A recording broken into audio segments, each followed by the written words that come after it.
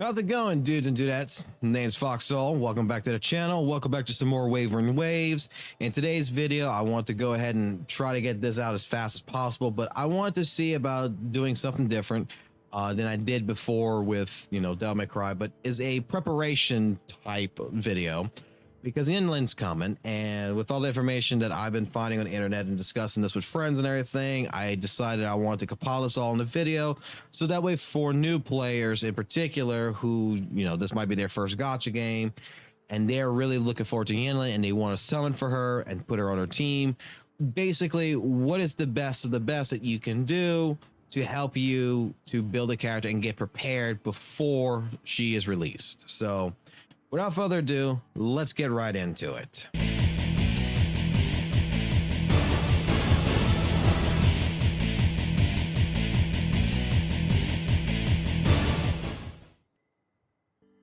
Alrighty, so just like in my Jinyan video, we have gone ahead and did a graphic. This is the Yinlin prepare build video that I'm going to graphic, I guess you want to say, that I put together. And as you can see, we're going to be discussing the weapons, the echo set, the ascension materials, and even a team composition. Now, before we get started on this, except for the ascension material, in all honesty, when it comes to weapons, echo set, and team composition, do what you feel is best. In all honesty, this is just, a way of pointing you forward of what I think will be the best route to go. But I don't believe there's any right way, wrong way of building in this game. I feel that you should just build what you're comfortable doing and what you want to do. So if you want to give yourself a challenge and you want to build, because Yinlin's basically going to be more of a support DPS rather than a main DPS, and she's going to be working with Cow majority. But if you want to make her, the main focus, and you want to get your own sub DPSs and everything else, by all means, you can do that. Not a big deal. I kind of included that a little bit in here, but that is just, I want that to be understood. Don't let no one tell you that this is the best way of doing it. The best way of building your character is doing it yourself and having fun doing it and experimenting. That is truly the best advice I can give to anybody. I will say that for any game that I've ever touched, from Lords of the Fallen to Devil May Cry Peak of Combat, and even into this. So, first and foremost, I have set up right here the Ascension materials, and with the Ascension materials right here that we have, you'll notice that the Mech Abomination's boss core is going to be at 30. The stars are going to be at 20, and the Chloris Flower right here is going to be at a 40. This is for if you're like me, you're at Union level 40. This is the number you can expect that you're going to need to grind and collect. Okay, it's actually much smaller than that from per level. So like her first rank ain't going to cost you no Mech Abomination or anything to get her from rank 1, but from rank 2 and going on upwards, it's going to cost 4. It's going to I believe it's going to cost 4 flowers, 3 of the Mech Abomination cores, and 4 of the stars, and it just gradually will go up from there for each ranking that you go up. So keep in mind that right now, if you're looking at pulling her, this is the material that you need to be doing. I think roughly 30, 20, and 40, that's perfect numbers. If you already have that in your collection, you're good to go. When it comes to her weapons, there is a couple of different options you got. I'm looking more towards the free-to-play side players and people who want to just get into it, as well as the pay-to-win side of things. The String Master, which should be her primary weapon, that should be her featured weapon, that's going to be on a banner alongside her, is going to be 100% the best weapon that's designated strictly for her and should be used. When it comes down to the String Master, it will have a crit rate of 36%, attack of 500 on it. Its description for it is that it will increase the damage bonus of all the resonance of attributes up to 12%, and when the resonance skill hits a target, increase the attack by 12%, stacking twice. This effect will last for 5 seconds, and when equipped when the equipped character is not on the field, it will increase the attack of an additional 12%. That's not bad. It will increase their attack. I put on here the Jinzo Keeper because I was looking at it. I think that it would be also a good weapon to be used. It will give you an attack of 36.45% attack. The main attack on it, additionally on top, it would be another 388. When basically it's also its description is that at level 1 is that when a intro skill is released, it will increase the caster's attack by 8% and HP by 10% and lasting for 15 seconds. This is the base one that I was able to pull a couple of times, you know, and it's on some of my characters as it is. So I think that it would be a decent weapon to go with. And also another recommendation, and I believe this is that once you hit Union level 45, that you can go ahead and get the Cosmic Ripples, which, you know, the attack on that's going to be 500 with an additional sub attack of 54%. Cosmic Ripple's description will be that it will increase the energy region of 12.8%.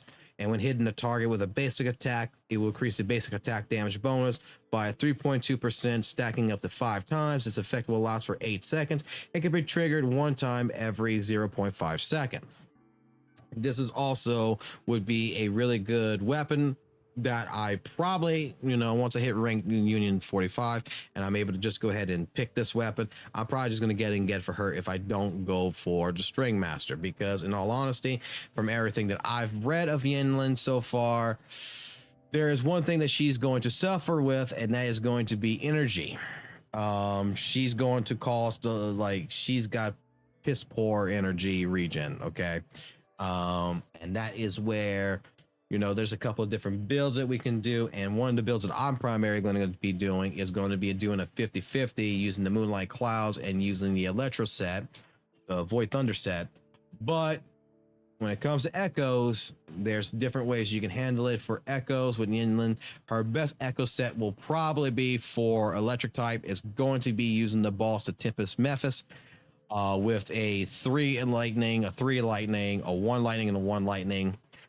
Basically looking at focusing more with the boss being at a crit rate or a crit damage, focusing on our number 3s to be, you know, electro damage, possibly even energy regen if you're going to be doing, if you can, with this. And then our cost 1s would be at a, you know, attack value as well as on that. Substats that we would be looking for, and this would go across the board, it would be crit rate, crit damage, attack, resonance, skill damage, as well as energy regen.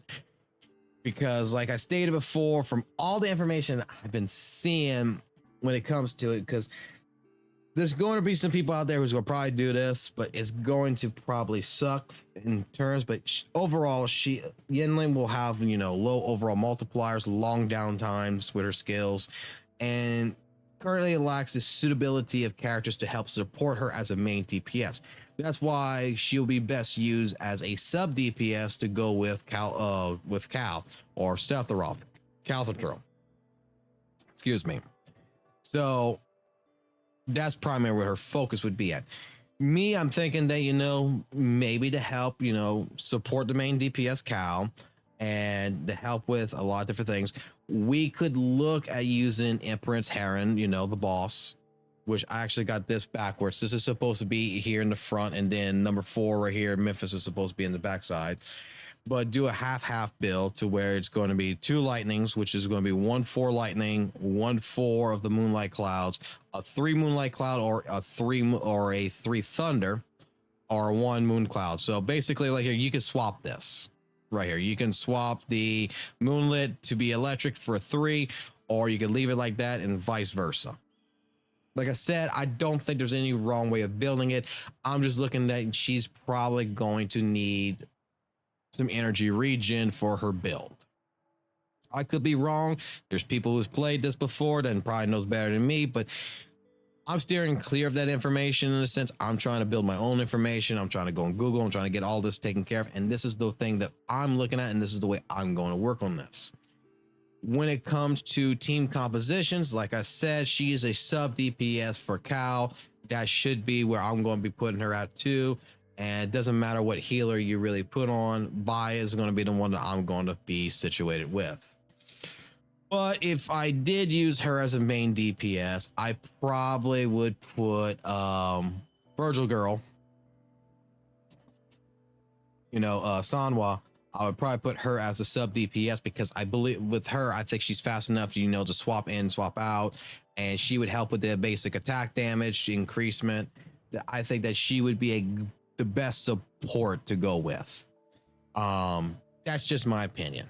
Like I said, I don't think there's anything, any which way, shape, form, which you can do, but yeah. Really quick, simple, easy video. In all honesty, what I'll do really quickly is just to showcase on the mini map right here on our map. When it comes down to it, over here at the very bottom right here at the mire, you see the court of Safdane